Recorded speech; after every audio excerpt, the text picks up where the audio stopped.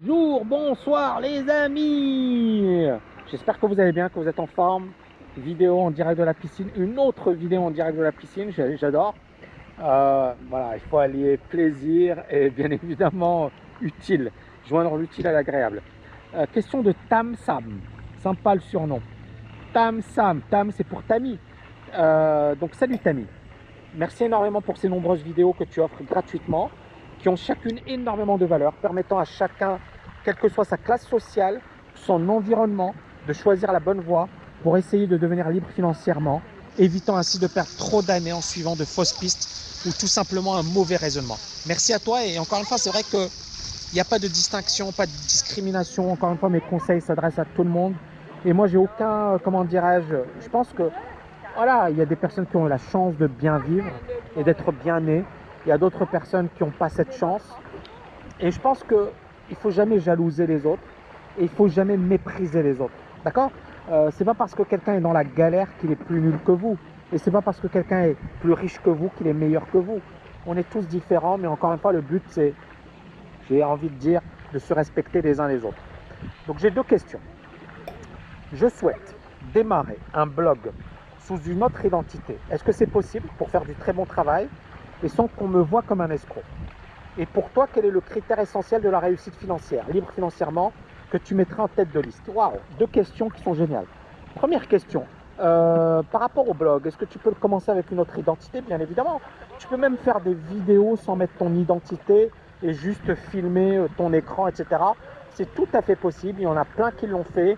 Voilà, si c'est quelque chose qui te branche, fais-le.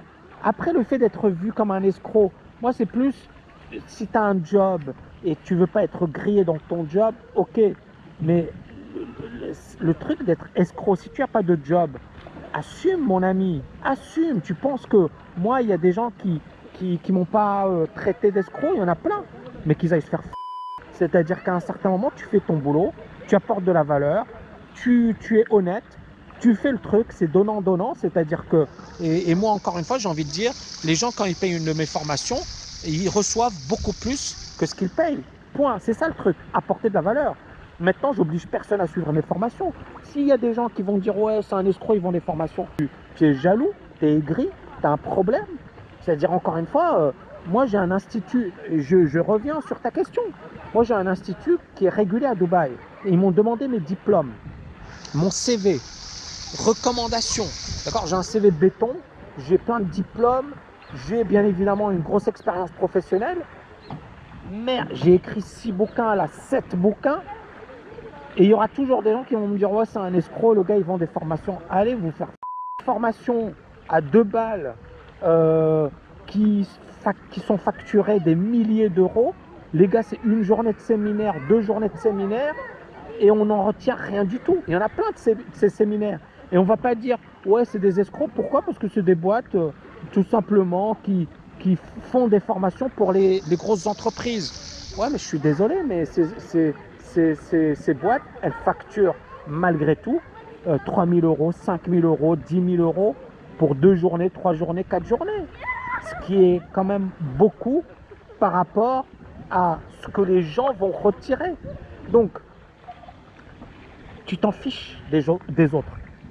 Ne fais pas des choses par rapport à ce que les autres vont dire de toi. Parce que dès le départ, tu es foutu. Peut-être que tu as peur de la critique, mais si tu assumes, tu vas jusqu'au bout et tu les envoies balader, bien évidemment que tu auras toujours des insultes, tu auras toujours des critiques, mais tu auras également des gens qui vont te dire c'est extraordinaire ce que tu fais, c'est magnifique, tu as changé ma vie, tu m'as permis d'avancer, tu m'as permis de faire énormément de choses. Et c'est vrai que malheureusement dans le monde francophone, il y a beaucoup de... Voilà, c'est pas une mentalité orientée argent. Donc la critique, elle est super facile. Dès que tu commences à gagner de l'argent, tout de suite, on va t'accuser de 1000 choses. Les Américains, c'est pas du tout le cas. Mais encore une fois, voilà, il faut être droit dans ses bottes. Il faut savoir pourquoi tu le fais. Il faut être honnête. C'est-à-dire que malheureusement, je peux comprendre certaines personnes qui critiquent les formations. Moi, j'ai suivi des formations anglo-saxonnes qui étaient pourries. C'était de l'arnaque, au vrai sens du terme. Mais c'est bon, je ne me suis pas plaint, je n'ai pas dit ah, c'est la fin du monde. Mais si tu fais bien ton job, tu es vraiment honnête, tu es vraiment, et qu'une personne t'insulte, te traite d'escroc, tu lui dis, va te faire voir. C'est-à-dire, faut pas avoir honte. Faut pas avoir honte. Ensuite, deuxième question. Pour toi, quel est le critère essentiel de la réussite financière que tu mettras en tête de liste?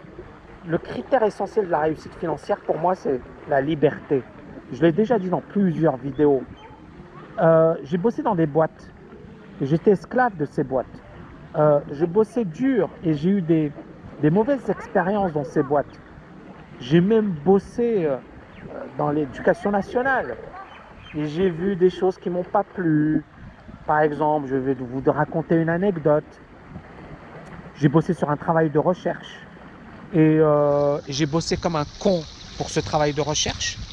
Et j'ai vu des personnes qui n'ont rien fait, qui n'ont rien glandé. Et les gars, ils voulaient se mettre dans ce travail de recherche. Et puis, je vais pas raconter toute l'histoire, parce que franchement, j'ai tourné la page. Mais c'était petit, petit, petit. Et quand on voit ça, on se dit quand même, des gars qui sont quand même costauds, qui sont dans le monde universitaire, faire des choses aussi basses, c'est pas très très top. Mais bon, heureusement que ça m'est arrivé parce que ça m'a poussé à me casser du monde universitaire et de faire ce que j'ai fait. Donc au final, c'était une mauvaise expérience, mais aujourd'hui je suis libre. Donc vraiment le truc, c'est je suis libre. C'est ça le critère numéro 1 de la réussite, c'est la liberté, c'est le choix, c'est le fait de ne pas... C'est-à-dire, moi j'aime les gens qui sont carrés, qui sont honnêtes, qui sont droits dans leurs bottes. Et malheureusement, dans le monde de l'entreprise, c'est pas souvent le cas. Dans le monde du business, c'est pas souvent le cas. Et donc, à partir de là, ça dépend de vos valeurs. Il y a des entrepreneurs qui sont des salauds, qui n'ont aucun scrupule. Il y a des gars comme moi qui ont quand même... Voilà, moi j'ai beaucoup de principes et c'est vrai que le business, pour moi, c'est quelque chose dans lequel il faut de l'éthique. Alors, il y aura toujours des gens qui vont... ils vont m'accuser de 10 000 trucs. Mais bon, voilà, moi, je m'en fiche. Je ne le fais pas pour eux. Et donc, à partir de là, à toi de déterminer quel est ton critère numéro 1. Pour moi, c'est ça mon critère numéro 1.